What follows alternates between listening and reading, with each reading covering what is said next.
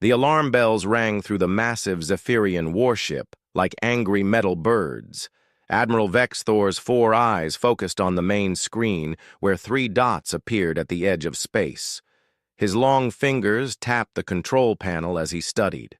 The readings. "What are those things?" he asked his crew. Lieutenant Zakra looked at her instruments with confusion. "Sir, they appear to be ships, but they are very strange, made of basic metal. No energy shields, no plasma weapons that we can see." The Admiral laughed, a sound like grinding stones. "Scavenger ships, pirates maybe. They will run when they see us." But the 3 ships did not run. They came closer. "Sir," called the weapons officer, "something is wrong with our readings. These ships are moving at 15 times normal gravity. That should crush any living thing inside them." Admiral Vexthor stopped laughing. In 300 years of military service, he had never seen anything move that fast without the best Imperial technology. "These crude metal boxes should not be able to do such things. Send them the standard message," he ordered. "Tell them to surrender, or we will destroy them." The communication officer pressed buttons and sent the message that had made 1,000. Worlds bow down in fear. It was transmitted in every known language. It promised death for those who did not obey. It had never failed to make enemies surrender. Then something impossible happened. The response came back as sounds the computer could not understand at first. When the translation finally worked, it identified the sounds as laughter. Not scared laughter, not nervous laughter. Happy laughter like friends telling jokes. "They are laughing at us?" asked Lieutenant Zakra. Before the Admiral could answer, another message came from the human ships. This time, the translation was clear. "Thanks for the warning, space friends," came a cheerful voice. "We'll be right there. Hope you brought snacks." The bridge fell silent. In the entire history of the Galactic Empire, no one had ever responded to an Imperial threat with such casual friendliness. "Sir," whispered the tactical officer, "what do we do now?" Admiral Vexthor had conquered 40 star systems. He had made entire species bow before Imperial might. But he had no training for this. The Empire's war manual had chapters on defeating enemies, enslaving populations, and crushing rebellions. It had no chapter on what to do when strange beings treated your threats like party invitations. The 3 human ships came closer. They moved in patterns that made no sense. They spun and danced through space like children playing games. Sometimes, they flew so close to each other that they should have crashed, but somehow they never did. "Are they showing off?" asked the weapons officer. "I think so," replied the Admiral. "But I have never seen flying like this." The humans sent another message. "Hey there, we're Captain Sarah Chen, Commander Mike Rodriguez, and Captain Liu Wei. Nice ships you have there, very shiny. We're from Earth. Where are you folks from?" The communication officer looked at Admiral Vexthor with confusion. "Sir, they are asking casual questions, like we are meeting at a marketplace." The Admiral's military mind tried to process this. Were the humans crazy? Were they hiding some terrible weapon? Were they so advanced that they saw Imperial ships as no threat at all? "Scan them again," he ordered. "Find their weapons. Find their shields. Find something that explains this behavior." The scans revealed more impossible things. The human ships had no energy shields, but their metal hulls were incredibly thick and strong. They had no plasma cannons, but they carried devices that looked like construction tools. Most strange of all, the ships were full of repair equipment, spare parts, and what appeared to be games and entertainment devices. "Sir," reported the science officer, "I think these beings travel long distances for fun. Their ships are built for comfort and repair work, not war." "Fun?" repeated the Admiral. "They cross the galaxy for fun?" Another message came from the humans. "We noticed you have a small problem with your left engine core. Nothing serious, but we could fix it if you want. Mike here is great with engine troubles. Fixed our ship 17 times last month." The tactical officer quickly checked their systems. Sir, there is a minor fluctuation in the left engine core. How did they detect that? Our own engineers have not noticed it yet. Admiral Vexthor felt something he had not experienced in decades. Uncertainty. These humans detected problems in Imperial ships better than Imperial sensors. They flew better than Imperial pilots. They treated Imperial threats like friendly conversations. "What kind of beings are these?" he muttered. The answer came sooner than expected. One of the human ships moved very close to the Imperial flagship. Not close enough to attack, but close enough that everyone could see it clearly through the viewports. The human ship was indeed crude by Imperial standards. It looked like someone had built it in a workshop using basic tools. But it was also clearly built with great care and skill. Every weld was perfect. Every piece fit exactly right. It was simple, but it was strong. A human face appeared on the communication screen. It was Captain Sarah Chen, a middle-aged woman with short dark hair and bright eyes. She wore simple work clothes and had grease on her hands. She smiled like she was greeting old friends. "Hello there," she said warmly. "Sorry if we startled you. We saw your ships and wanted to say hi. We don't see many folks out this way. Are you explorers too?" The Admiral stared at the screen. This human treated his massive warship, his weapons that could destroy cities, his crew trained for conquest, like they were neighbors meeting over a fence. "We are the Imperial fleet," he said slowly. "You are in violation of Imperial space. You must surrender." Captain Chen's smile grew bigger. "Oh, you have space rules. That's smart. We should probably learn about those. But surrender seems a bit extreme for a first meeting, don't you think? How about we just chat for a while instead?" Behind her, the Admiral could see two other humans working on something. They were not preparing weapons or raising shields. They appeared to be making sandwiches. "Are your people eating during this confrontation?" he asked, amazed. "Well, yes," Captain Chen replied. "It's lunchtime. Would you like some? We have excellent bread. Liu makes it from scratch." The Admiral's crew looked at each other in shock. The humans were offering to share food with an Imperial war fleet that had just threatened to destroy them. "I do not understand your species," the Admiral said honestly. "That's okay," Captain Chen replied cheerfully. "We're still figuring ourselves out too. But we found that most problems get easier to solve when everyone has a full stomach and takes time to talk things through." The Admiral realized that everything he knew about warfare, diplomacy, and first contact had just become useless. These humans operated by completely different rules. Rules that somehow made their impossible behavior seem almost reasonable. He looked at his crew, who were all staring at the screen with the same confused fascination he felt. "Captain Chen," he said carefully, "I think we need to talk." "Excellent," she replied. "Want to come over to our ship? We have better coffee." 3 days later, the Great Hall of the Galactic Council buzzed with urgent voices. Representatives from 200 worlds gathered in their floating seats, all talking at once. The massive dome above them showed star charts marked with red. Warning symbols. High Arbiter. Keldon struck his ceremonial gong, a sound that could silence armies. The hall went quiet. "We have a crisis," he announced, his voice echoing through the chamber. "Unknown beings have violated Imperial space. They have ignored our warnings.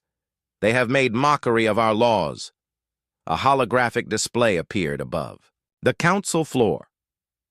It showed 3 crude human ships flying past Imperial border markers like they were street signs to ignore. "These beings call themselves humans," continued the High Arbiter. "They come from a world called Earth. They have crossed our territory without permission. Worse, they have done things that should be impossible." The display changed to show Imperial patrol ships. But something was wrong with them. Each ship had strange metal objects attached to their hulls. "They have altered our vessels," said Arbiter Keldon. "Without damage, without violence. Our patrol ships were taken, modified, and returned. The crews reported no harm, but they cannot explain what happened." Senator Yikhtar from the Mining Guild stood up. What kind of modifications? The display zoomed in on one patrol ship. Welded to its side was a metal sculpture of flowers. On another ship, someone had built what looked like a playground for small children, complete with swings and slides. Art, said the High Arbiter grimly. They turned our military vessels into art displays. The council chamber erupted in confused chatter. Senator Blueworth from the Trade Federation raised her hand. Did they steal anything? Did they harm anyone?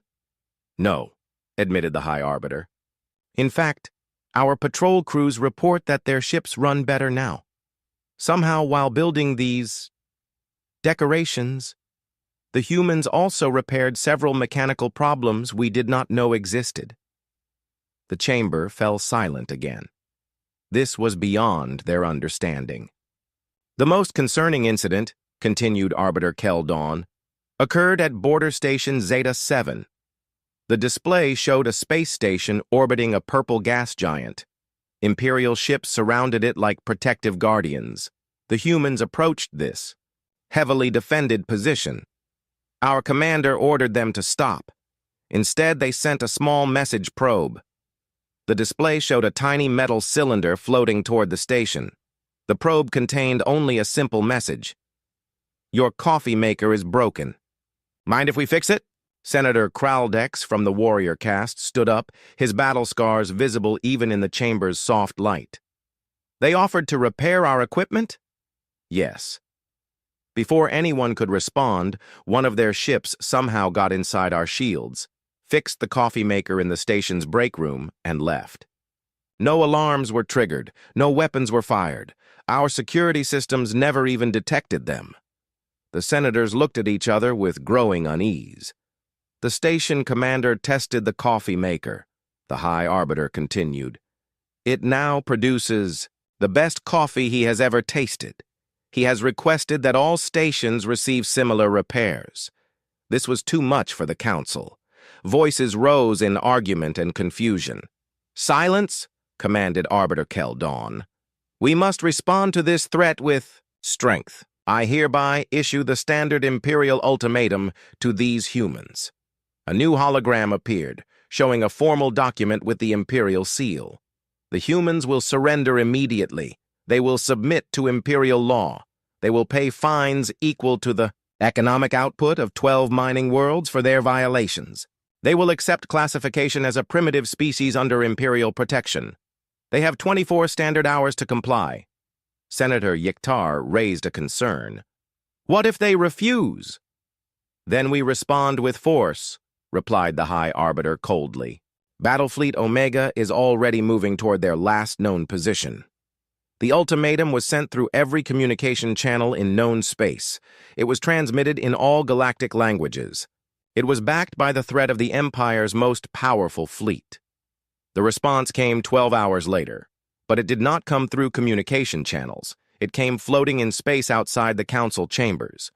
An Imperial patrol ship had been gently placed in orbit around the council station. Not crashed into it, not thrown at it. Carefully positioned so everyone could see it clearly. The patrol ship was undamaged. The crew was unharmed. But carved into the hull with precise metalwork was a message in perfect galactic standard. Counteroffer, how about no? Also, your patrol ship's coffee maker was broken, so we fixed it. You're welcome. The humans. Below the message was a small, metal sculpture of a human hand making what the translation computer identified as a thumbs-up gesture. The council chamber erupted into chaos. How did they capture an Imperial patrol ship without anyone noticing? Demanded Senator Blueworth. How did they carve a message into military-grade hull plating? Asked Senator Kraldex. How did they deliver it here without triggering any of our defense systems? Wondered Senator Yikhtar. High Arbiter Keldon studied the reports flowing in from the patrol ship's crew. The captain reported that his ship had been borrowed while his crew slept. They woke up to find themselves in a comfortable waiting room with excellent food, entertainment, and educational materials about human culture. After a few hours, they were politely returned to their ship, which now ran better than ever. "They treat us like children," muttered the High Arbiter. "Sir," interrupted a communication officer, "we have another message from the humans." "What? Do they say now?" The officer looked nervous. "They have invited the entire Galactic Council to a potluck dinner. They say they will bring sandwiches if we bring side dishes." The council chamber fell silent except for the soft humming of the air recycling systems. Senator Yikhtar spoke carefully. "Did they just invite us to lunch?" "Yes, sir. They also included recipes for several human dishes they think we might enjoy." High Arbiter Kel Dawn felt a headache forming behind his eyes. In 3,000 years of Galactic Council history, no one had ever responded to an Imperial ultimatum with dinner invitations. "What kind of beings are these humans?" he asked the chamber. The answer came from an unexpected source. The patrol ship captain, whose vessel had been borrowed and improved, spoke through the communication system. "Permission to speak, High Arbiter?" "Granted." "They are kind, sir. Strange, but kind. They fixed our ship better than our own engineers could. They fed us better than our own cooks do. They treated us like guests, not prisoners. I have fought in 20 campaigns, and I have never met an enemy like this." "Enemy?" asked the High Arbiter. "That is the problem, sir. I do not think they see us as enemies at all. I think they see us as neighbors who simply have not been properly introduced yet." The High Arbiter looked around the chamber at 200 confused faces. The Empire had protocols for conquest, rebellion, trade disputes, and territorial conflicts. It had no protocol for beings who responded to threats with friendship and offers of food. "What do we do now?" asked Senator Blueworth. High Arbiter Kel Dawn realized that 3 days ago, he had been the confident leader of the galaxy's most powerful government. Now he felt like a confused parent trying to understand children who played by rules no adult had ever learned. "I suppose," he said slowly, "we should find out what side dishes go well with sandwiches." Admiral Thexvar stood on the bridge of the Imperial Super-Dreadnought Eternal Conquest, watching the most powerful fleet in galactic history move through space. 200 ships of the line surrounded his flagship, each one capable of turning entire worlds into space dust. "Battlefleet Omega has never failed," he told his officers with pride. "We have crushed the rebellion of the Seven Suns. We have broken the Hive Mind Collective. We have made the machine worlds bow down. These primitive humans will learn to fear Imperial might." His tactical officer, Commander Relthos, studied the sensor readings ahead of them. "Sir, we are approaching the humans' last known position." "Excellent. Prepare all weapons. We will make this quick." But as the fleet dropped out of hyperspace, Admiral Thexvar saw something that made his confidence vanish like smoke. Floating in the void ahead of them was a field of debris, but not the kind of debris that came from battle. This was something much stranger. "What am I looking at?" the Admiral asked. "Sir," replied the science officer, "those appear to be our patrol drones, but they have been modified." The main screen magnified the view. The Imperial drones, each one a sophisticated piece of military technology worth more than some planets, had been completely rebuilt. One drone now looked like a metal flower garden, complete with spinning petals that caught starlight. Another had been turned into what appeared to be playground equipment, with swings and slides welded to its armored hull. "They turned our weapons into art?" whispered Commander Relthos. "And children's toys," added the science officer. "Look at this one." The screen showed another drone that had been converted into what looked like a miniature carousel. Small metal. Horses spun slowly around its central core, powered by the drone's own energy systems. Admiral Thexvar felt his mouth go dry. "How many drones are in this field?" 57, sir. All of our forward reconnaissance units." "Were they destroyed?" "No, sir. They all still function perfectly. Better than before, actually. The humans seem to have improved their power systems while rebuilding them." The Admiral stared at the impossible scene. Each drone had been carefully disassembled, its weapons and surveillance equipment removed, and then rebuilt into something beautiful and harmless. The work was so precise that the drone's original functions remained intact under their new decorations. "Sir," called the communication officer, "incoming transmission." "From where?" "Behind us, sir." The Admiral spun around. On the rear sensors, 3 familiar shapes appeared from behind an asteroid, the same crude human ships that had started all this trouble. "How did they get behind us?" demanded Commander Relthos. "I do not know, sir. They were not there a moment. Ego." The main screen switched to show the lead human ship. Through its front window, Admiral Thexvar could see 3 figures in simple pressure suits. They were waving at the Imperial fleet like they were greeting friends at a party. The transmission came through clearly. It was the same cheerful woman who had confused Admiral Vexthor days earlier. "Hi there," said Captain Sarah Chen. "I'm back. Hope you folks don't mind what we did with your little spy robots. They looked so sad just floating around watching things. Now they can bring joy to people instead." Admiral Thexvar tried to process this. "You destroyed 57 military drones to make garden decorations?" "Oh, we didn't destroy them," Captain Chen replied. "We just gave them better jobs. That flower one there? It still watches for threats, but now it also provides beautiful decorations for any ships that pass by. The playground one helps entertain children on cargo vessels. Much more useful than just spying on people, don't you think?" Behind Captain Chen, Admiral Thexvar could see the other 2 humans working on something. They appeared to be building another metal sculpture. "You do realize," the Admiral said slowly, "that you are facing the most powerful military force in the galaxy?" "Oh, yes," Captain Chen replied happily. "Very impressive. Your ships are amazing. Such beautiful engineering. Mike here has been studying your engine designs. He thinks he might be able to help you improve your fuel efficiency by about 30%. Commander Relthos whispered urgently, "Sir, our engine efficiency is classified information. How do they know about our fuel consumption rates?" The Admiral ignored him. "Captain Chen, you are criminals. You have violated Imperial law. You have destroyed military property." "Improved military property," she corrected gently.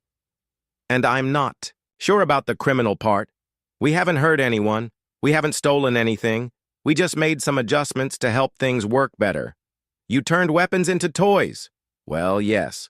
Toys are more fun than weapons, don't you think?" Admiral Thexvar felt like he was trying to argue with water. Every point he made seemed to flow around Captain Chen's cheerful logic and come out somewhere completely different. "What do you want?" he asked finally. "Want?" Captain Chen looked genuinely puzzled. "We don't really want anything. We're just traveling around meeting new people, fixing things that need fixing. It's what we do." "You fix things?" "Sure. Liu there fixed a broken navigation beacon we found yesterday. Made it work better than new. Mike repaired a damaged cargo ship we met last week. The crew was so happy they cried. And I just finished upgrading the life support systems on an old passenger liner. The people on board said it was the best air they had ever breathed." The Admiral stared at the screen. "You travel around the galaxy repairing things for free?" "Not for free," Captain Chen said. "We get to meet interesting people and see amazing places. That's payment enough." "Commander." Relthos leaned close to the Admiral. "Sir, this could be a trap. They might be scouts for a larger force." Captain Chen apparently heard him. "Oh, there's no trap. We're not scouts. We're just 3 people who like to fix things and explore. Though I should mention, there are probably a few thousand more ships like ours spread across the galaxy by now. Humans love to travel and meet new friends." "A few thousand?" The Admiral's voice cracked. "Maybe more. We're not very good at keeping count. But don't worry, they're all friendly. Well, mostly friendly. Bob can be grumpy before his morning. Coffee, but he's harmless." The Admiral looked at his tactical display. Battle Fleet Omega, the most feared military force in known space, surrounded by art projects made from their own weapons, facing 3 cheerful humans who treated galactic conquest like a neighborhood hobby. "What happens now?" he asked, not sure he wanted to know the answer. "Now?" Captain Chen smiled brighter. "Now we ask if any of your ships need repairs. We noticed that big one there has a slight problem with its artificial gravity generators. Nothing serious, but we could fix it if you want. Might take a day or two, but we promise to be careful." Admiral Thexvar checked his instruments. Sure enough, there was a minor fluctuation in the gravity systems that his own engineers had not detected yet. "How do you know about our internal systems?" "Mike is very good at listening to ships," Captain Chen explained. "He says machines talk if you know how to hear them. Your ship is saying it has a small headache in its gravity generators." The Admiral looked around his bridge at officers trained for war, confused by peace and defeated by kindness. "I need to report this to command," he said weakly. "Of course," Captain Chen replied. "Take your time. We'll be right here working on some new sculptures." "Oh, and Admiral, thanks for keeping our drone art safe. It means a lot to us." As the transmission ended, Admiral Thexvar realized that Battlefleet Omega had just been neutralized not by superior weapons or clever tactics, but by 3 humans, with welding equipment and infinite goodwill. He had no idea how to put that in his report. News traveled fast in the Galactic Empire, but this news traveled like wildfire through a dry forest. Within hours of Admiral Thexvar's confused report, every communication network buzzed with impossible stories about the humans. On the mining world of Kepler 438b, Station Commander Yorgex stared at his morning reports with disbelief. 3 human ships had appeared in his system overnight, not arrived through normal space lanes, not announced their presence through official channels, simply appeared, like they had always been there. "Sir," reported his communications officer, "the humans are requesting permission to land." "Did they say why?" "They say they noticed our water purification plant has been having problems. They would like to help fix it." Commander Yorgex laughed bitterly. The water plant had been broken for 6 months. Imperial engineers had tried everything. The best technicians in the galaxy had declared it unfixable. Now 3 strangers in crewed ships claimed they could repair it. "Tell them no," he ordered. "Tell them to leave Imperial space immediately." An hour later, his environmental officer called with excitement. "Sir, you need to see this. The water plant is working perfectly." "That's impossible. The humans never landed." "I know, sir, but the plant is running better than it has in years. Clean water is flowing to every district." Commander Yorgex rushed to the water treatment facility. His engineers stood around looking confused and amazed.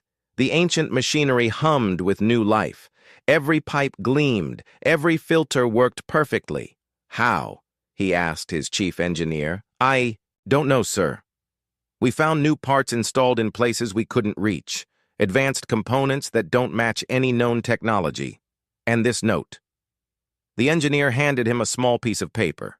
In neat handwriting, it said, "Your plant needed some love. We hope your people enjoy clean water. The Fix-It humans. P.S. We left some extra filter materials in storage room 7. Commander Yorgex found storage room 7 packed with water filtration supplies that would last for decades. Similar stories poured in from across the Empire. On the Baab trade station of Vega Prime, humans had mysteriously upgraded the docking systems so ships could load cargo 3 times faster.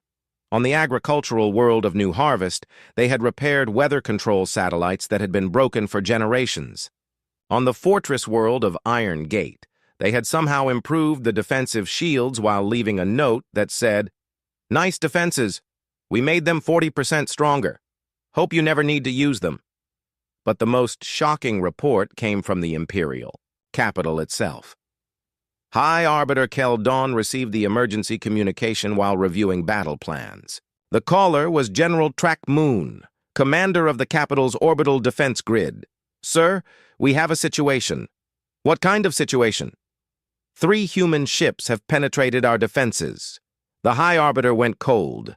The capital was protected by layers of shields, weapons, and sensors that made it the most secure location in the galaxy. Sound the alarm. Scramble all fighters.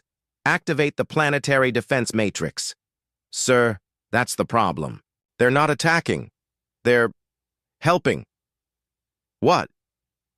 They somehow got into the city's main water treatment center. Our security systems never detected them. They left no trace of entry, but the water supply has been completely upgraded. The High Arbiter felt a familiar headache starting. Upgraded how? The water now tastes better than anything we've ever had.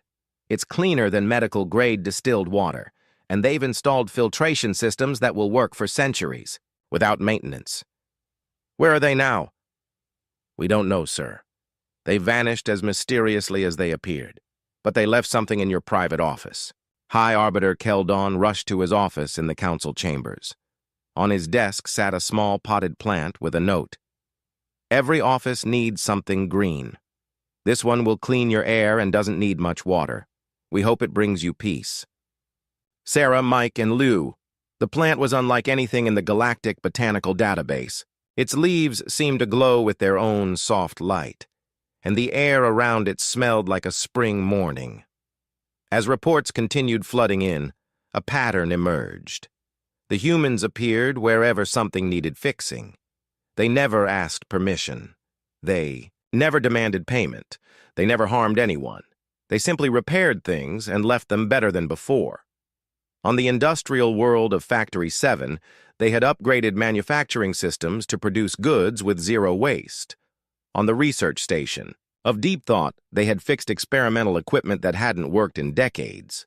On the prison planet of Last Chance, they had somehow improved the rehabilitation programs and left a library full of books about redemption and second chances. Senator Blueworth called an emergency session. We need to understand what these humans want, she announced to the assembled council. They want nothing, replied Senator Yiktar, reading from a growing stack of reports. They fix things. They leave. They ask for nothing in return. No one does that, protested Senator Kraldex. There must be a hidden purpose, a secret plan. If there is, said Senator Yiktar, it's the strangest plan in galactic history. They're making our entire civilization work better. Our infrastructure is more efficient. Our people are happier. Our problems are being solved faster than we can identify them. High Arbiter Keldon studied the reports from his security forces. Every investigation reached the same conclusion. The humans caused no harm and left everything improved. Sir, interrupted a communications officer, we have a general transmission coming from all human ships in Imperial space. Put it through. The familiar face of Captain Sarah Chen appeared on the main screen, but this time she wasn't alone. Behind her stood dozens of other humans, all wearing the same practical work clothes, all smiling the same friendly smile. Hello, everyone, Captain Chen said cheerfully. We've been traveling around your space for a few days now, and we want to say thank you for being so welcoming. We've met so many wonderful people and seen so many amazing places, she gestured to the humans behind her. These are just some of our friends who've been helping out around the galaxy. We've had a great time fixing things and making new friends. High Arbiter Keldon leaned forward. Captain Chen, what do you want from the Empire? Want? She looked genuinely surprised. We don't want anything from you. We're just happy we could help make things work a little better. But why? Why do you help strangers? Why do you repair things for people you don't know? Captain Chen's smile became gentle and warm. Because that's what neighbors do.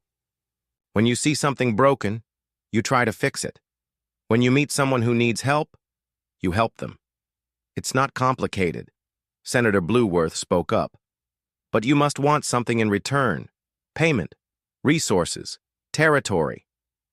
Oh, we're getting plenty in return, Captain Chen replied. We're learning about amazing technologies. We're seeing beautiful worlds. We're meeting fascinating people. We're getting the best education in the galaxy just by traveling around and helping out. Senator Kraldex couldn't contain himself. But you're giving us more than you're taking. Are we? Captain Chen looked thoughtful. I don't think so. Every time we fix something, we learn something new. Every person we meet teaches us something valuable. Every world we visit shows us a new way of looking at life. We're getting as much as we're giving, maybe more. The council chamber fell silent as representatives from 200 worlds tried to understand this concept. Finally, High Arbiter Kel Dawn asked the question that everyone was thinking. How many of you are there? Captain Chen's smile grew even, brighter. Oh, that's hard to say. More every day. Earth keeps sending out explorer ships, and we keep meeting other species who want to join us. The galaxy is full of people who love to fix things and help their neighbors. Other species? Sure, we've picked up some really wonderful friends along the way. The Vorthan engineers are amazing with quantum mechanics. The Yildari artists create the most beautiful sculptures. The Nexus farmers grow food that could feed entire worlds. Turns out, lots of people enjoy making things better. High Arbiter Kel Dawn realized that the humans had done something impossible. They had started a movement based not on conquest or profit, but on simple helpfulness, and it was spreading across the galaxy like a gentle revolution. What happens next? He asked. Next? Captain Chen shrugged. We keep traveling, keep fixing things, keep meeting new friends. There's a whole galaxy out there full of amazing people and interesting problems to solve. As the transmission ended, the council sat in stunned silence. The humans had invaded their space, ignored their laws, bypassed their defenses, and infiltrated their most secure facilities. And somehow the galaxy was better for it. 6 months after first contact, Admiral Vex Thor barely recognized his own flagship. What had once been the sterile bridge of an Imperial warship now looked like something between a workshop and a comfortable living room. Human tools hung from specially installed hooks. Colorful charts covered the walls. The smell of fresh coffee filled the air. He found Captain Sarah Chen exactly where he expected to find her, elbow deep in the main computer core, humming what she called classic Earth rock music. Good morning, Sarah, he said, still amazed at how natural those words sounded now. Morning, Vex, she replied cheerfully, using the shortened name that somehow made him feel more comfortable than his full rank and title. Almost done with your navigation upgrade. This baby will be able to plot courses 60% faster when I'm finished. The ship worked fine before, he pointed out, though without any real complaint. It worked, she agreed, but it didn't sing. Now, it will sing. Admiral Vex Thor had learned not to question Sarah's metaphors. When she said machines could sing, she meant they would operate so smoothly that their various systems would harmonize perfectly. He had seen her make it happen dozens of times. Any word from the capital? She asked, pulling herself out of the computer housing. Yes, another formal complaint from the bureaucratic union. They claim your people are putting government efficiency experts out of work. Sarah laughed. Tell them we're happy to teach anyone who wants to learn. Mike started a repair workshop on Station Beta 9 last week. 20 Imperial engineers signed up for his first class. The Admiral shook his head in wonder. The humans had been in Imperial space for half a year, and they had changed everything. Not through conquest or politics, but through simple competence and endless goodwill. Every world they visited worked better afterward. Every system they touched became more efficient. Every person they met seemed happier and more hopeful. It was the strangest invasion in galactic history. Sarah, he said, settling into a chair that had been modified for maximum comfort. Can I ask you something? Always. How do your people do it? How do you make everything work so well? Sarah wiped grease from her hands with a cloth and sat down across from him. I'm not sure what you mean. I mean this. He gestured around the bridge. My ship runs better than it ever has. My crew is happier than I've ever seen them. Our entire patrol route is now a series of friendly stops rather than military checkpoints. How do you make such changes so easily?" Sarah was quiet for a moment, thinking. "Can I tell you about my grandfather?" "Of course. He was a mechanic back on Earth. Fixed cars for a living. When I was little, I used to watch him work. People would bring him machines that were broken, angry, frustrated, and somehow he would not only fix their cars, but he would send them home smiling." She looked around the bridge with obvious affection. "One day I asked him how he did it. He said the secret wasn't in the fixing. It was in the caring." "Caring?"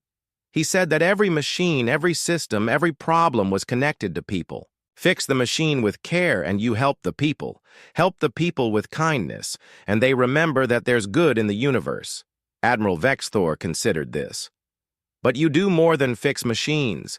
You've helped restructure our supply chains, improved our diplomatic protocols, even redesigned our recreational facilities." "Same principle," Sarah replied. "Systems are just big machines made of people instead of parts. Treat the people with respect, understand what they really need, and the whole system works better." A communication alert chimed, interrupting their conversation. The main screen activated to show High Arbiter Kel Dawn calling from the capital. "Admiral Vexthor," the High Arbiter began, then paused. "Is that Captain Chen working on your bridge systems again?" "Hello, Kel," Sarah called out, waving from her position near the computer core. "Almost finished with the navigation upgrade."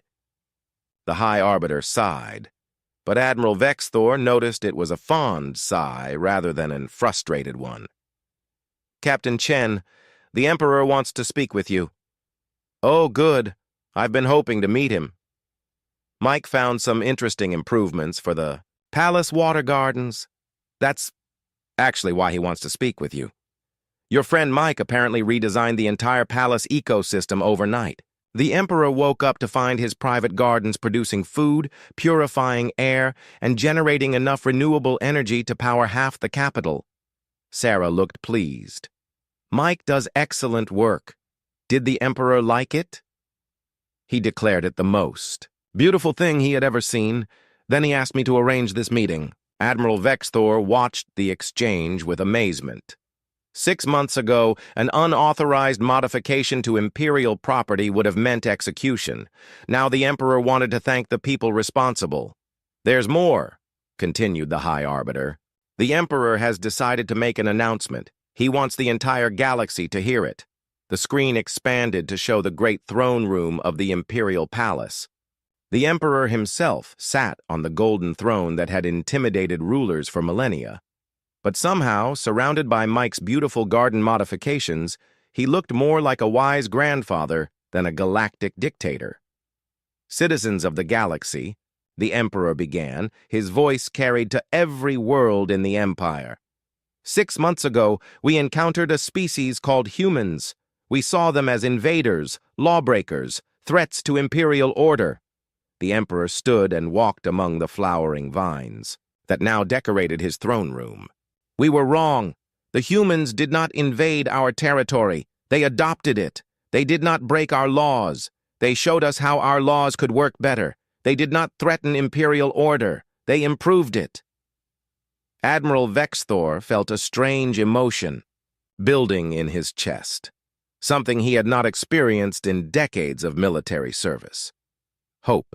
Today," continued the Emperor, "I issue a new decree to all worlds, all species, all peoples of the galaxy.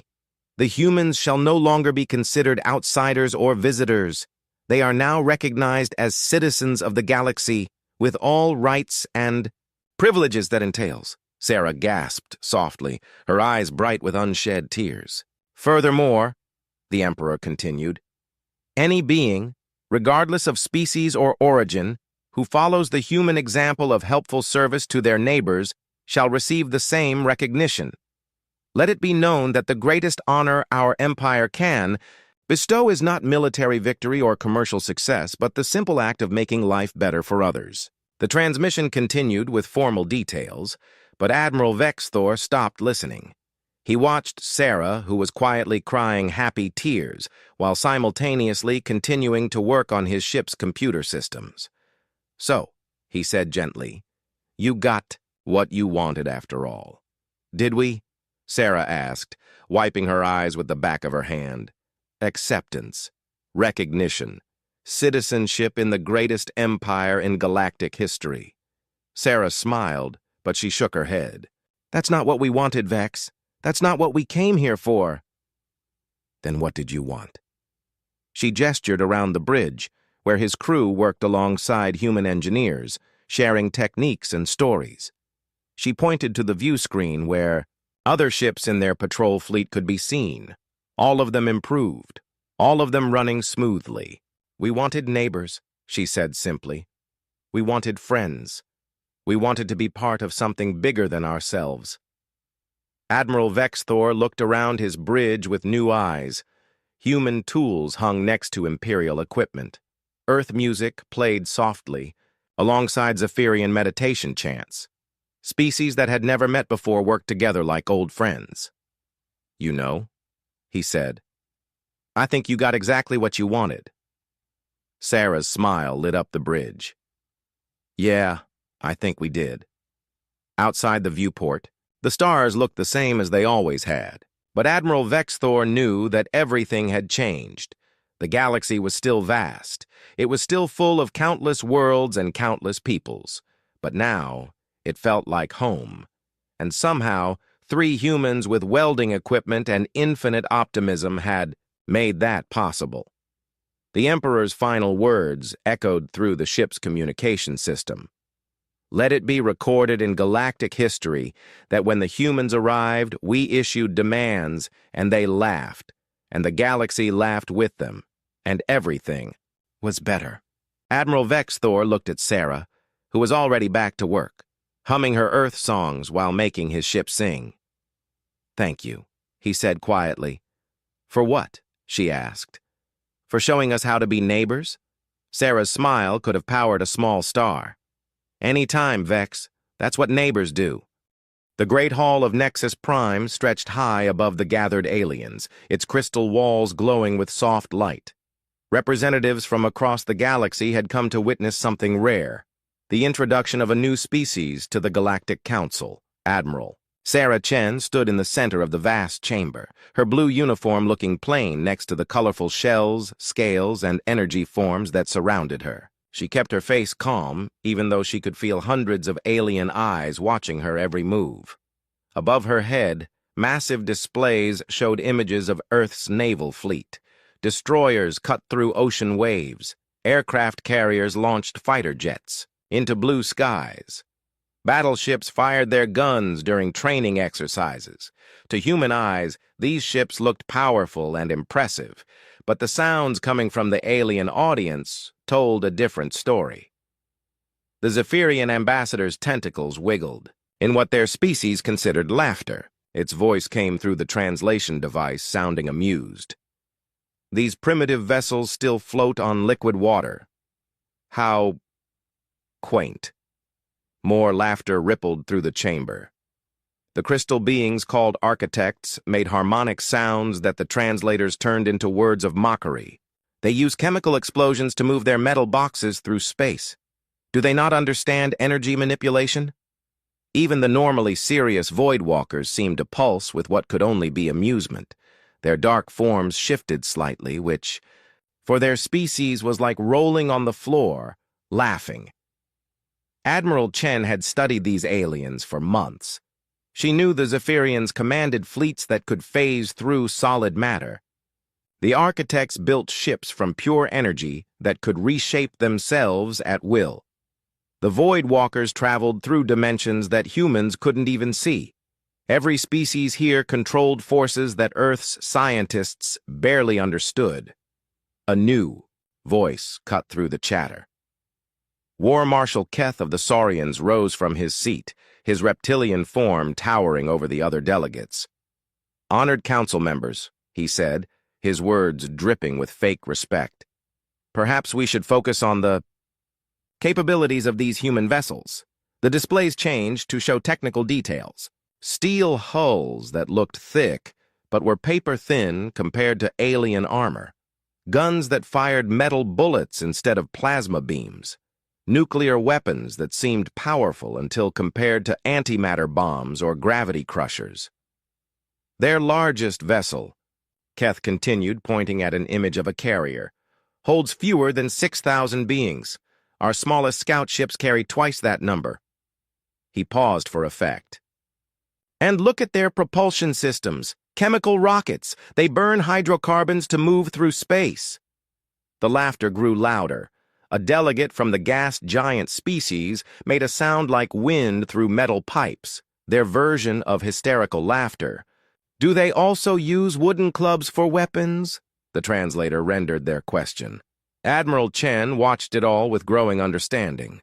These aliens weren't just amused by human technology, they genuinely couldn't believe how backward it seemed.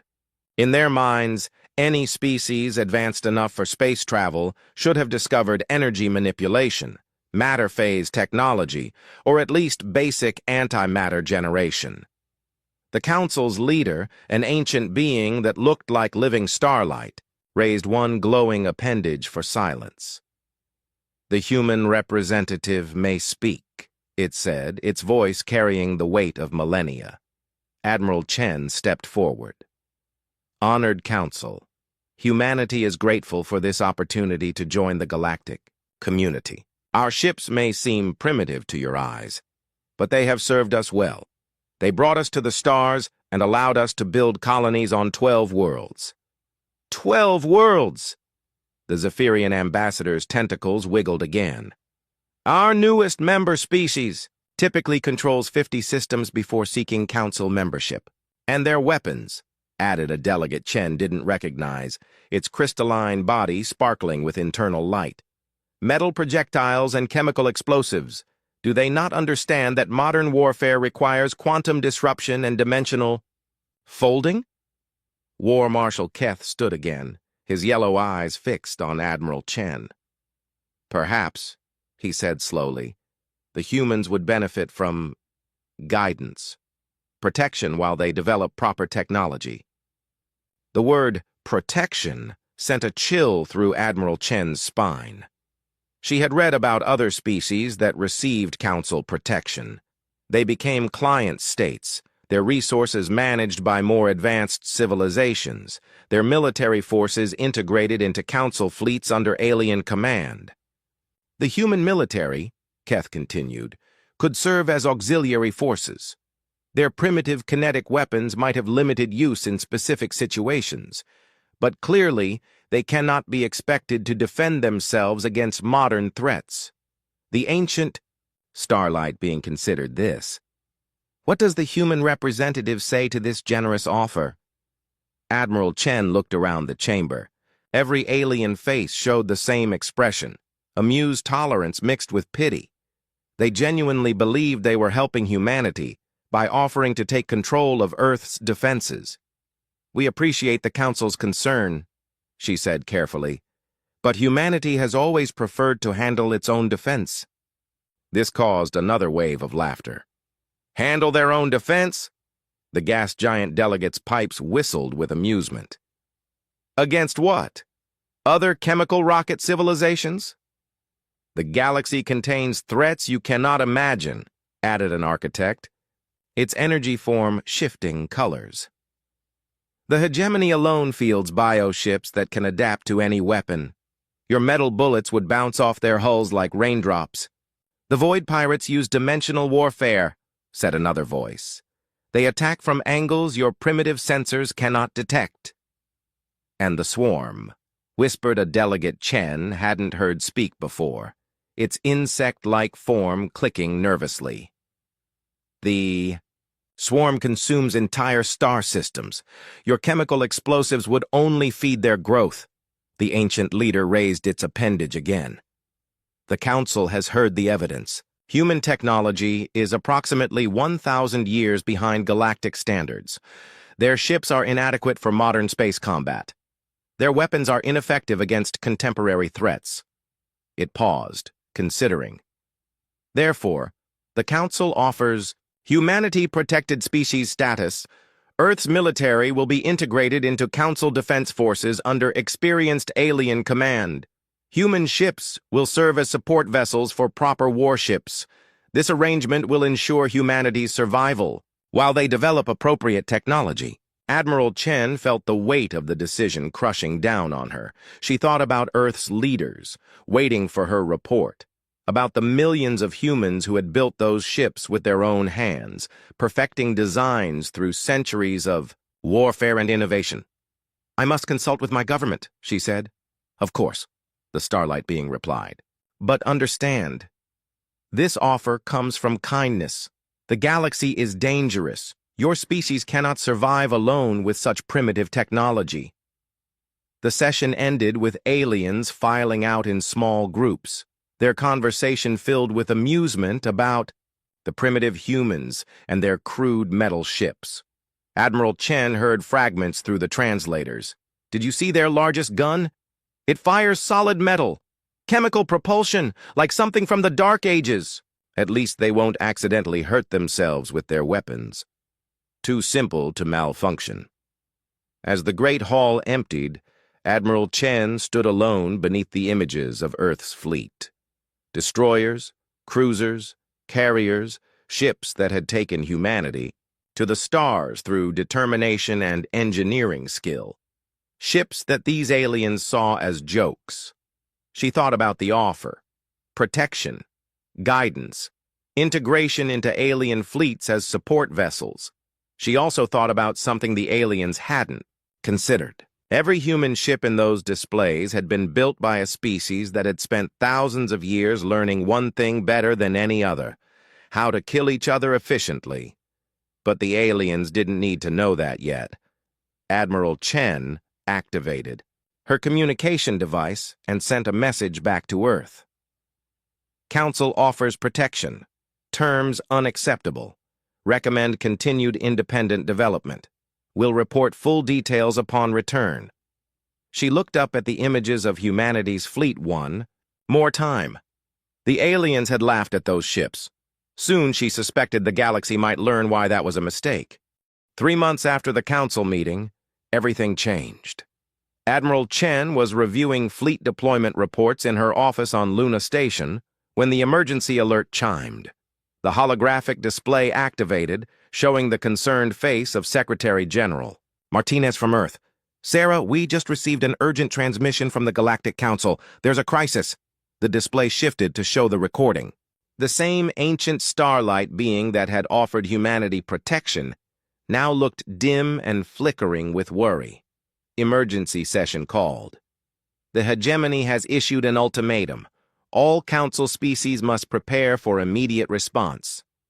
Admiral. Chen frowned.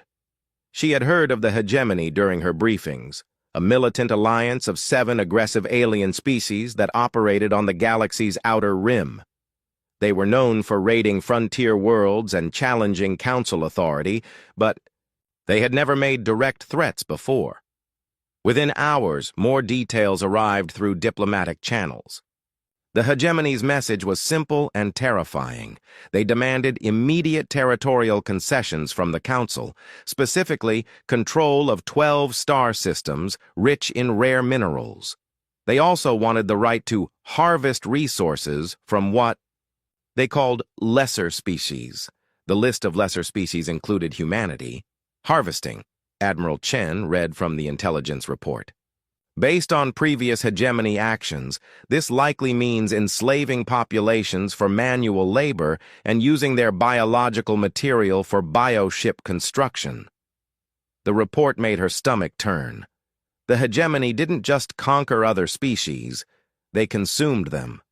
Their ships were living creatures, grown from harvested genetic material and fed with organic matter from conquered worlds. The Council's response came within days.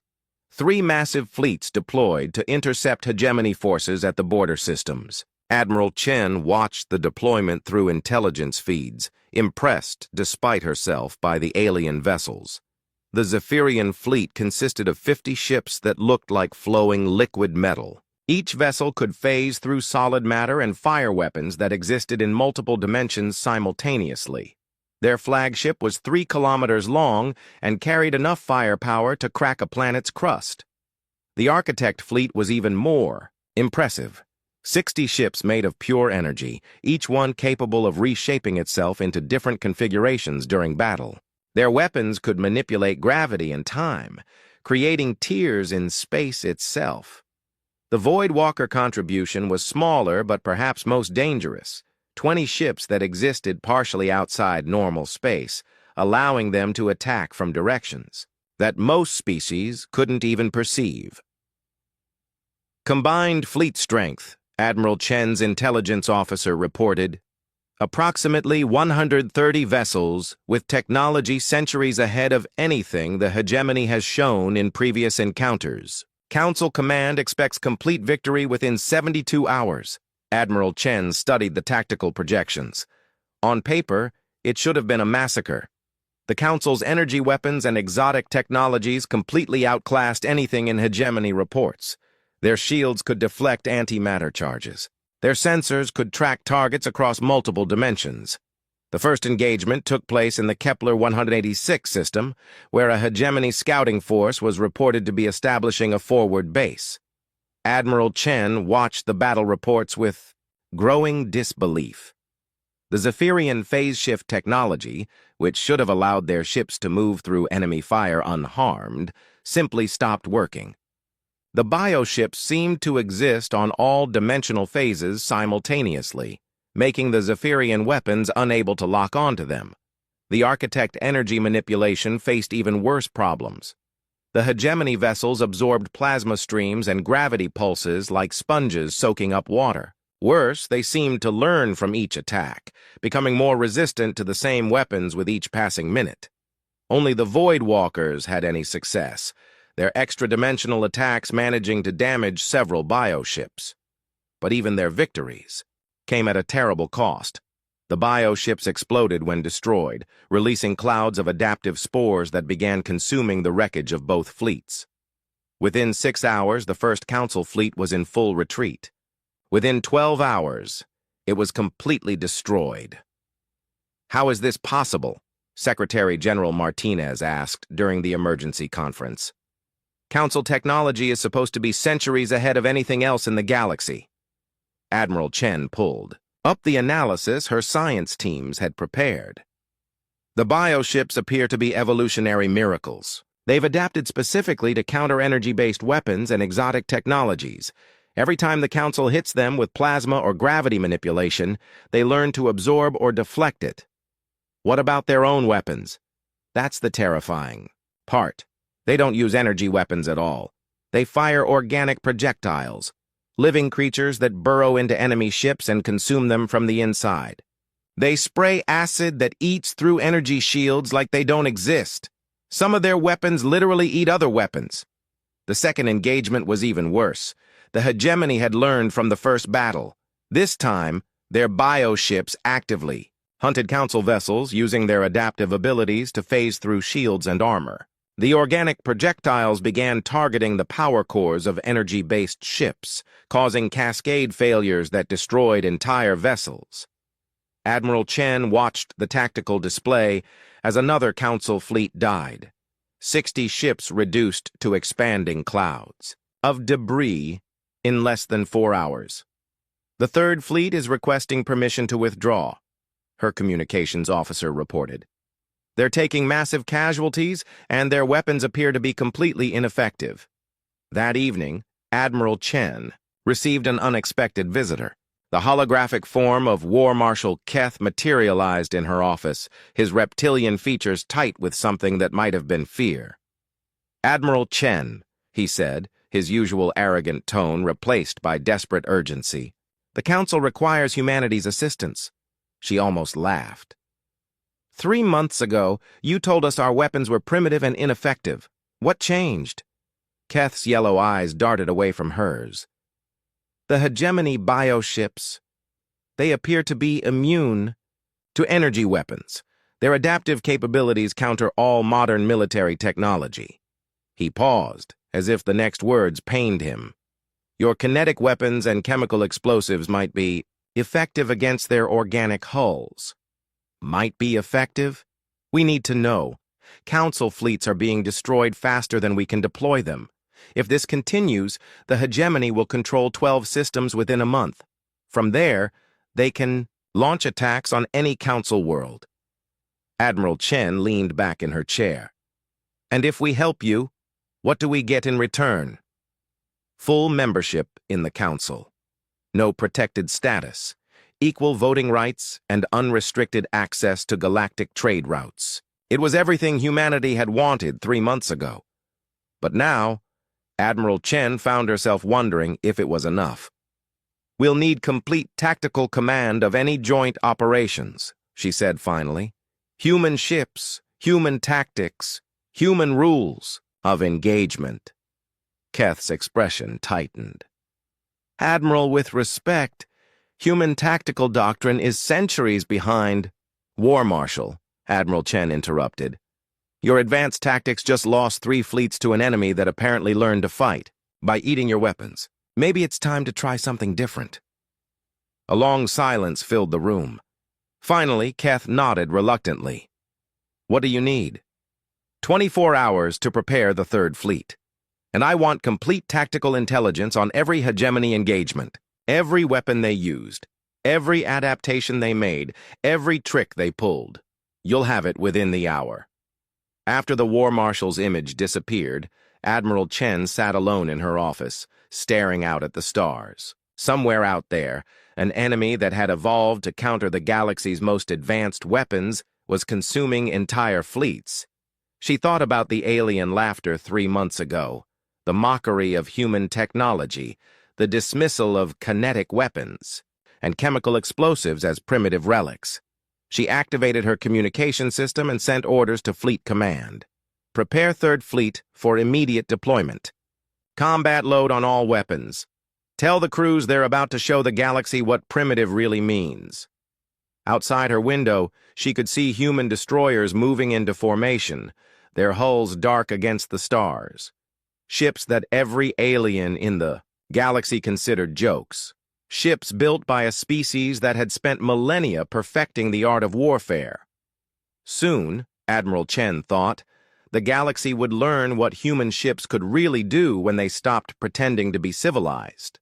The UNS Thunderchild cut through space toward the Kepler 442 system like a shark moving through dark water. Captain Marcus Rodriguez stood on the bridge, watching the tactical display as his small fleet maintained perfect formation. 6 destroyers, 3 cruisers, and 1 aging carrier. Against the massive hegemony bioships that had destroyed 3 council fleets, it looked like a suicide mission.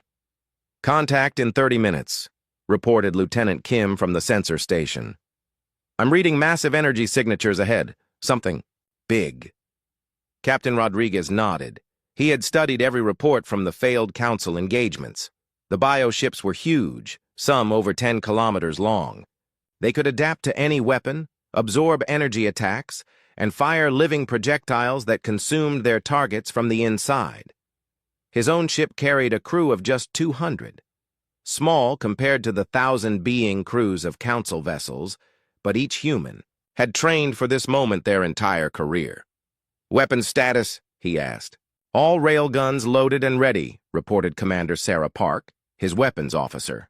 Main battery has tungsten penetrators. Secondary guns loaded with high explosive rounds. Point defense systems armed with depleted uranium slugs.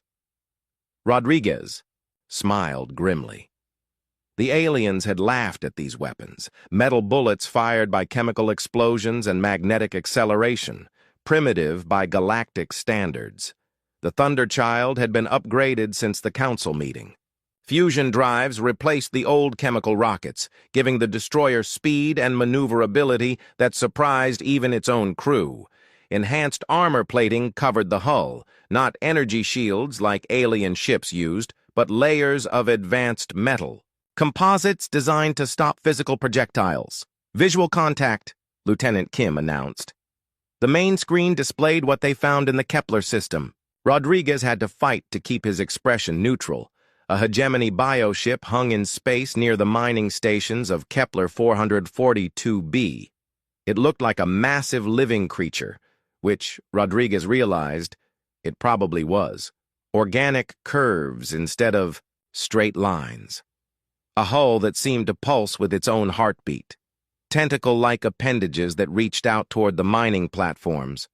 But it was the size that truly impressed him. Nearly 10 kilometers from nose to tail, easily 100. Times larger than the Thunderchild. Weapons pods that looked like insect eyes dotted its surface. Energy readings showed it was actively consuming the mining stations, dissolving metal and rock to feed its own growth. "Captain," the communications officer called out, "I'm receiving distress signals from Council escape pods. Survivors from the defense fleet." Rodriguez could see them on the display, dozens of small pods drifting helplessly around the bioship. Their energy-based propulsion systems had failed, probably due to some kind of interference field the hegemony vessel was generating. "The bioship is scanning us," Lieutenant Kim reported. It's broadcasting something," the message came.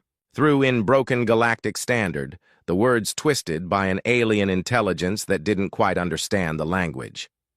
"Tiny metal shells come to die. You tickle us with your primitive noisemakers. We will consume your metal and grow stronger."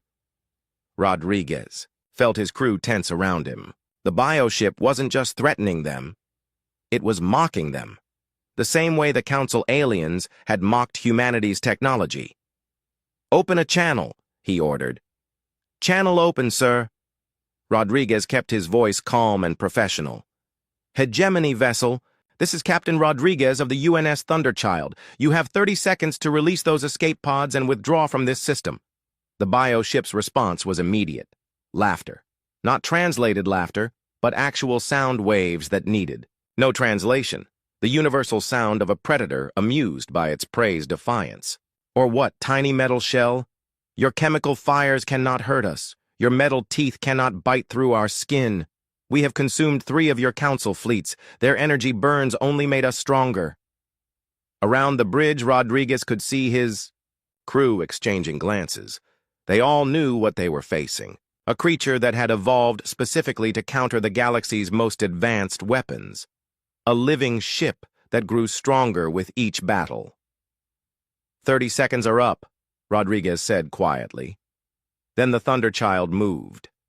What happened next shattered every assumption about human naval warfare that the galaxy had formed. The destroyer didn't lumber forward like the massive Council ships. It didn't rely on overwhelming firepower or exotic energy weapons. Instead, it danced. The fusion drive flared to life, sending the Thunderchild streaking across space in a pattern that seemed almost organic. Advanced maneuvering thrusters fired, in precise sequences, allowing the ship to change direction at incredible speed. The destroyer traced curves and spirals through space, moving like a living thing instead of a mechanical construct. The bioship tried to track the human vessel with its weapons, but the Thunderchild was too fast, too unpredictable. Every time the organic cannons locked onto the destroyer, it had already moved to a different position. "Target locked," Commander Park reported. "Firing main battery." The railguns spoke with voices like thunder. Tungsten penetrators, each one weighing several tons, accelerated to a significant fraction of light speed by magnetic fields. They crossed the distance to the bioship in microseconds. The bioship's adaptive hull, which had absorbed plasma streams and deflected gravity waves, had no defense against simple kinetic energy. The tungsten rounds punched through the organic armor like it was made of wet paper, creating perfectly round holes that went completely through the creature's body. For a moment, nothing happened. Then the bioship began to writhe. The creature tried to adapt the way it had learned to counter energy weapons. Its hull began to thicken around the impact points, organic material flowing like liquid to seal the wounds. That was when the second salvo arrived. These weren't simple kinetic penetrators. They were high explosive rounds, their chemical warheads designed to detonate inside the target. The bioship's attempts to heal became its downfall as the explosions tore through its internal structure. Direct hit on what appears to be a nerve. "Cluster," Commander Park reported. "The creature is showing signs of distress." Rodriguez could see it on the display. The massive bioship was convulsing, its organic weapons firing randomly into space as its nervous system was disrupted by the chemical explosions. The bioship tried to fight back. It launched living missiles, creatures that looked like giant insects, their wings carrying them through space toward the Thunderchild. These organic weapons should have been impossible to stop, able to adapt and evolve during their flight.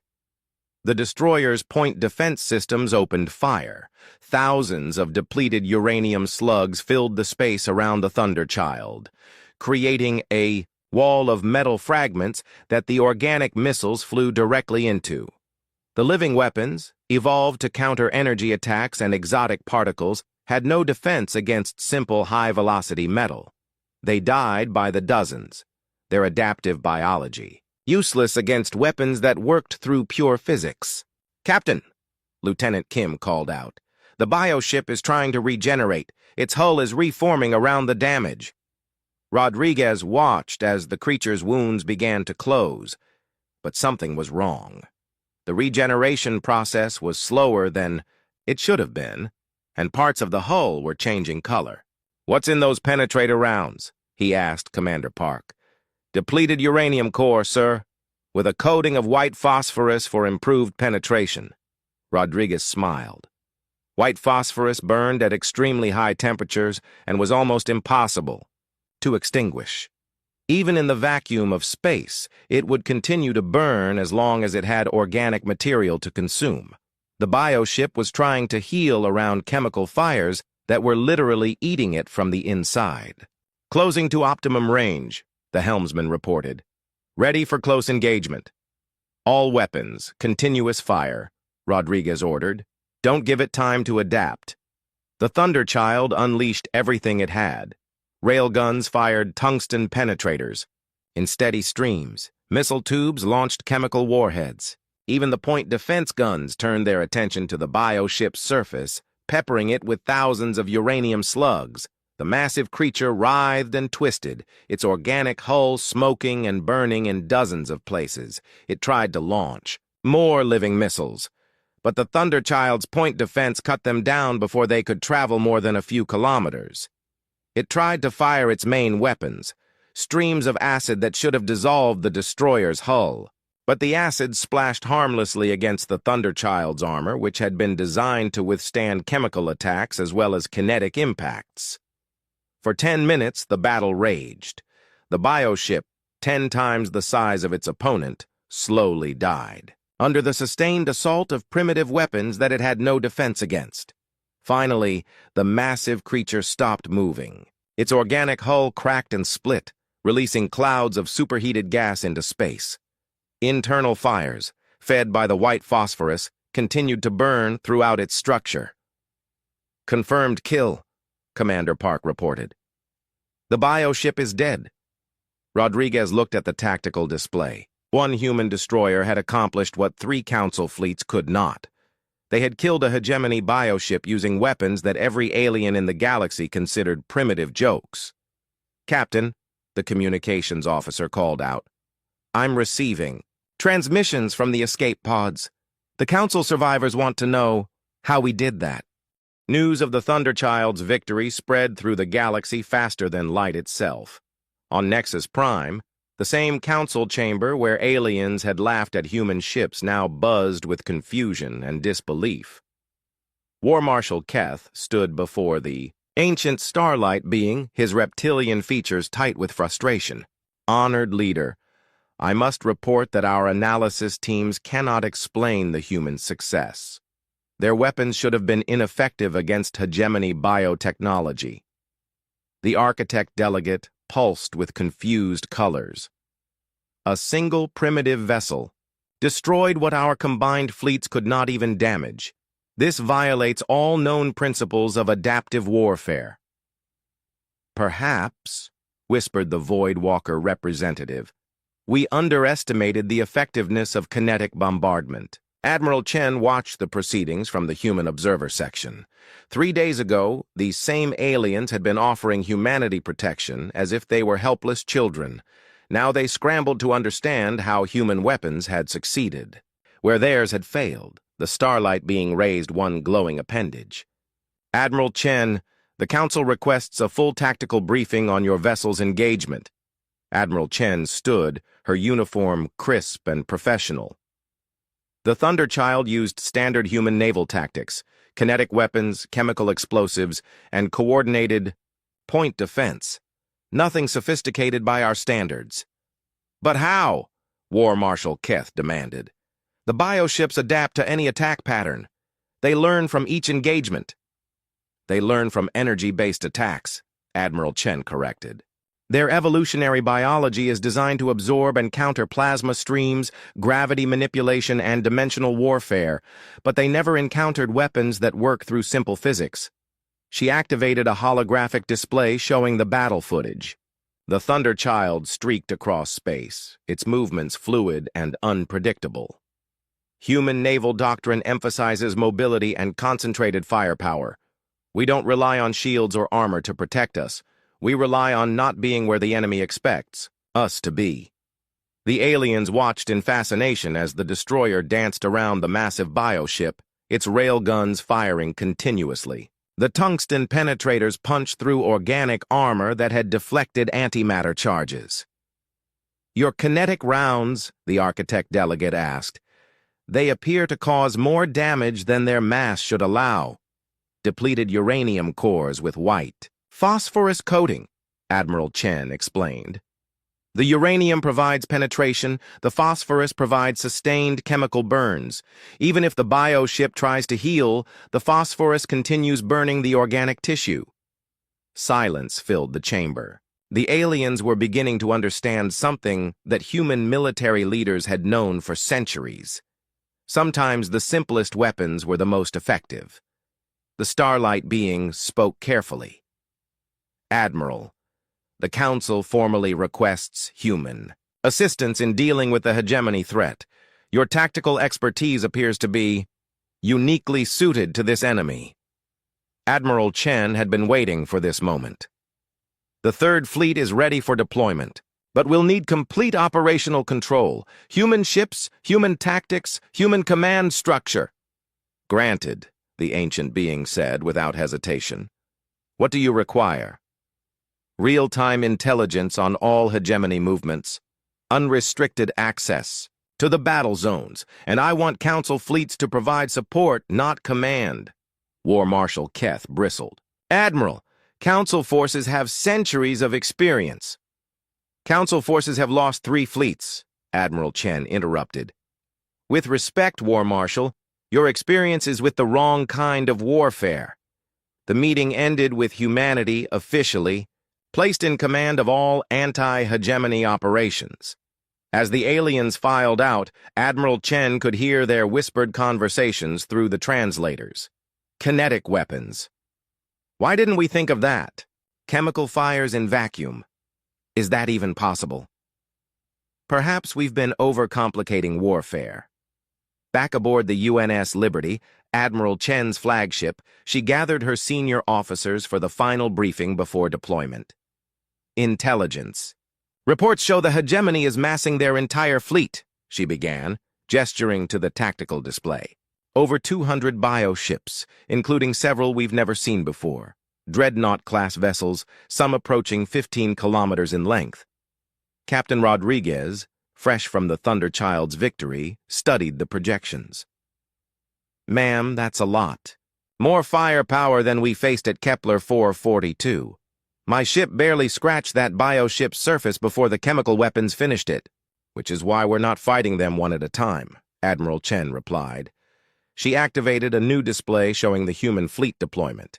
Every destroyer, cruiser, battleship, and carrier that humanity has built. 47 vessels total. Commander, Sarah Park frowned at the numbers. Admiral, we're outnumbered 4-1. Even with our weapons advantage, those odds are exactly what human naval doctrine was designed to handle, Admiral Chen finished. For 3,000 years, humans have perfected the art of defeating larger forces through superior tactics and coordinated fire. She highlighted specific ship formations on the display. Destroyers will operate in wolf packs of 3. Their job is to get close and fast, hit weak points with railguns, then break contact before the bioships can adapt. Cruisers provide fire, support, and point defense. Battleships anchor the formation and deliver sustained kinetic bombardment. Captain Torres from the carrier UNS Yorktown raised her hand. "What about my fighters, Admiral? The Council briefings suggested they'd be ineffective against bioship defenses." Admiral Chen smiled. "Captain, your fighters carry nuclear-tipped missiles. The hegemony's point defense systems are evolved to counter energy weapons and organic projectiles. They're not designed to stop primitive nuclear warheads." The briefing continued for 2 hours, covering everything from ammunition loads to emergency procedures. When it ended, Admiral Chen stood alone on her bridge, looking out at the human fleet, 47 ships against over 200. By any rational calculation, it should have been hopeless. But Admiral Chen knew something the aliens didn't understand. Every ship in her fleet had been built by a species that had learned warfare through necessity, not choice. Humans had fought each other for millennia, developing weapons and tactics through bitter experience. The aliens fought with elegant energy weapons and sophisticated technology. Humans fought to win. "Admiral," her communications officer called out, "incoming transmission from the hegemony fleet. They're addressing us directly." The main screen activated, showing a nightmare combination of organic and mechanical components. The hegemony commander was clearly once a humanoid species, but biomechanical modifications had turned it into something else entirely. Human vessels, it spoke in perfect galactic standard. "You destroyed one of our scouts. Impressive for such primitive creatures. But you face our full strength now. Surrender, and we will consume your ships quickly. Resist, and we will take you apart piece by piece." Admiral Chen stepped forward. "Hegemony Commander, this is Admiral Sarah Chen of the United Nations Space Force. Your ultimatum is noted and rejected. You have 10 minutes to withdraw from this system before we demonstrate why humanity spent so long perfecting the art of warfare." The alien's modified face showed what might have been amusement. "Art of warfare? You are children playing with metal toys. We have consumed civilizations that mastered energy manipulation before your species learned to make fire." "Perhaps," Admiral Chen replied calmly. "But those civilizations never learned how to make proper war. We did." The transmission ended. Around the bridge, her crew prepared for battle with the calm efficiency that marked professional warriors. "All ships report ready," the communications officer announced. Admiral Chen looked out at her fleet one last time. 47 ships carrying the hopes of humanity and the reputation of their species. Ships that aliens had dismissed as primitive jokes. "Fleet General Quarters," she ordered. "All vessels, execute attack pattern Delta. Show them what human ships can do when we stop being polite." The human fleet moved forward, and the galaxy held its breath. What followed became known throughout the galaxy as the Kepler Massacre, though no human who fought in the battle would ever call it that. To them, it was simply war fought the way their species had always fought it, with overwhelming violence, applied precisely where it would do the most damage. The human fleet didn't charge straight at the hegemony armada like the Council fleets had done. Instead, they spread out across 1,000 kilometers of space, moving in patterns that seemed random but were actually calculated to maximum precision. Admiral Chen watched from the UNS Liberty's bridge as her destroyers began their deadly dance. The Thunderchild led one wolf pack, its sister ships Stormbreaker and Javelin flanking it in perfect formation. Each destroyer moved independently, but coordinated with the others, creating crossfire patterns that gave the bioships no safe direction to turn. "Contact in 60 seconds, reported Commander Mills from the sensor station. "Enemy fleet is maintaining formation. No sign of tactical adaptation yet." The hegemony bioships moved like a living wall of flesh and metal, their organic hulls pulsing with internal light. The largest dreadnought stretched 15 kilometers from nose to tail, its surface covered with weapon pods that looked like giant eyes. Smaller vessels swarmed around it, each one still larger than any human ship. "They're confident," observed Captain Hayes, Admiral Chen's tactical officer. "They think superior numbers and size will carry the day." Admiral Chen smiled grimly. "They're about to learn why that's a mistake." The first shots came from the bioships, streams of organic acid and living missiles that should have torn through the human formation. Instead, they found empty space. The human ships had anticipated the attack patterns, their movements calculated to avoid the areas where the bioweapons would arrive. Then the human fleet opened fire, and space exploded into violence. The destroyers struck first, their railguns speaking with voices like thunder. Tungsten penetrators crossed the distance at significant fractions of light speed, punching through bioship hulls with devastating effect. But unlike the single engagement at Kepler 442, now there were dozens of human ships firing simultaneously. Bioships tried to adapt the way they had against Council weapons, their organic hulls flowing and changing to deflect the kinetic impacts. But adaptation took time, and the human weapons didn't give them any. Railgun rounds arrived in steady streams, each impact disrupting the bioship's attempts to evolve defenses. "Target the large one," Admiral Chen ordered, highlighting the dreadnought on her tactical display. All battleships, concentrated fire. The human battleships opened up with their main guns, massive rail weapons that fired projectiles the size of small buildings. The dreadnought's thick organic armor, which had shrugged off antimatter charges, cracked and split under the kinetic bombardment. But it was the cruisers that delivered the killing blow. Their missile batteries launched hundreds of chemical warheads, each one designed to exploit the weaknesses that the railguns had created. White phosphorus and thermite burned through the bioship's internal structure, creating fires that the creature couldn't extinguish. The dreadnought lasted 12 minutes against the concentrated fire of the human fleet. When it finally died, its death scream echoed across all communication frequencies, a sound of pure agony that made even hardened human sailors pause in their work. The smaller bioships tried to swarm the human vessels, using their superior numbers to overwhelm individual ships. They had used this tactic successfully against Council fleets, sacrificing some vessels to get close enough for devastating short-range attacks. It didn't work against humans. The destroyer wolf packs moved like sharks in a feeding frenzy, supporting each other with overlapping fields of fire. When bioships tried to converge on one destroyer, the other two would rake them with railgun fire, forcing them to break off their attacks. Captain Rodriguez's voice came through the communication system from the Thunderchild. "Admiral, we've got bioships trying to adapt to our kinetic rounds. They're growing thicker armor." "Acknowledged, Thunderchild. Switch to penetrator rounds with delayed fuse explosives. Let them thicken their armor, then blow it apart from the inside." The human ammunition stores had been prepared for exactly this situation. As the bioships adapted to one type of round, the human ships switched to different types. Armor-piercing gave way to explosive rounds. Chemical warheads were replaced by incendiary shells. The bioships couldn't adapt fast enough to counter the constant changes in attack methodology.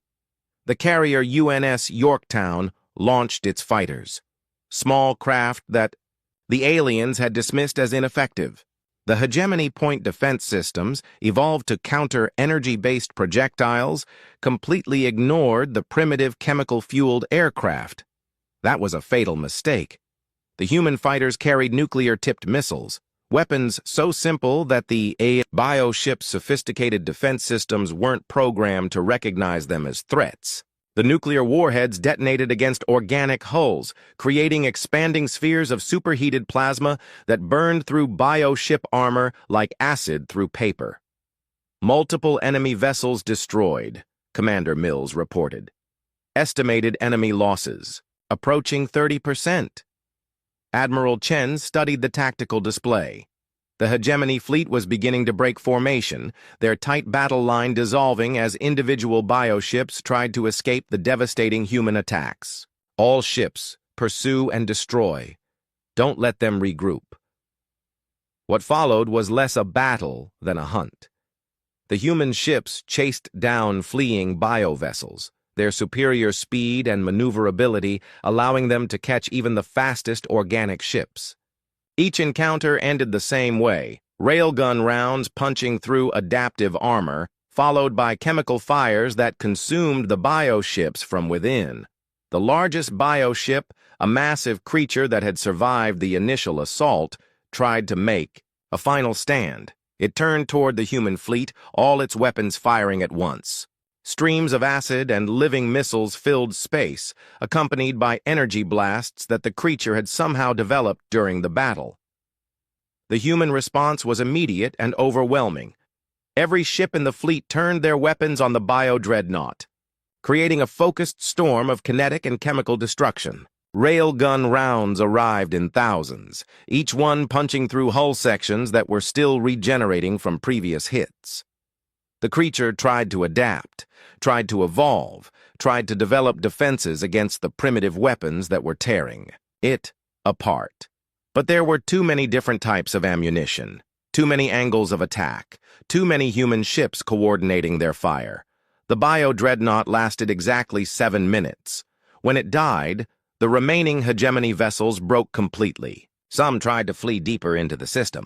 Others attempted to surrender, broadcasting pleas for mercy in dozens of different languages. A few simply shut down, their biomechanical crews unable to process the complete destruction of their fleet. The human ships showed no mercy. They hunted down every fleeing vessel, destroyed every bioship that tried to surrender, and finished off every drifting hulk that might have contained survivors. "Admiral," Captain Rodriguez's voice carried a note of concern, "should we be taking prisoners?" Admiral Chen's response was cold and final. "Negative, Thunderchild. The hegemony wanted to harvest humanity for biological material. They made this a war of extinction. We're simply finishing what they started." The battle ended 3 hours after it began. Over 200 hegemony bioships had been reduced to expanding clouds of organic debris. The human fleet suffered minor damage to 4 ships and lost 12 fighters, casualties that would barely qualify as a skirmish by human standards. Admiral Chen activated the fleet communication system, her voice carrying to every human ship. "In the formation. All vessels, this is Admiral Chen. Today, humanity proved something important to the galaxy. We proved that advanced technology is no substitute for superior tactics and the will to win." The aliens laughed at our ships, called them primitive, assumed we were helpless without their protection. She paused, looking out at the debris field that had once been the hegemony's entire fleet. They were wrong. Dead wrong. These ships weren't built for exploration or peaceful contact. They were built by a species that understands one fundamental truth about warfare. There is no substitute for victory. And we have been perfecting the art of winning wars for thousands of years. The transmission ended, but Admiral Chen wasn't finished. She opened a new channel, broadcasting on all galactic frequencies. "This is Admiral Sarah Chen of the United Nations Space Force, addressing all civilizations within the Galactic Council and beyond. The hegemony threat has been permanently eliminated. Any species considering aggression against human worlds or our allies should understand what they just witnessed." She gestured toward the expanding debris field. "We are not the primitives you believed us to be. We are not the junior partners seeking protection. We are the apex predators of our own world. And we have brought those instincts to the stars. Our ships may seem primitive to your eyes, but they were designed for one purpose: to win wars against any opponent, using any means necessary." The transmission carried across the galaxy, reaching every inhabited world, every space station, every alien fleet. The message was simple and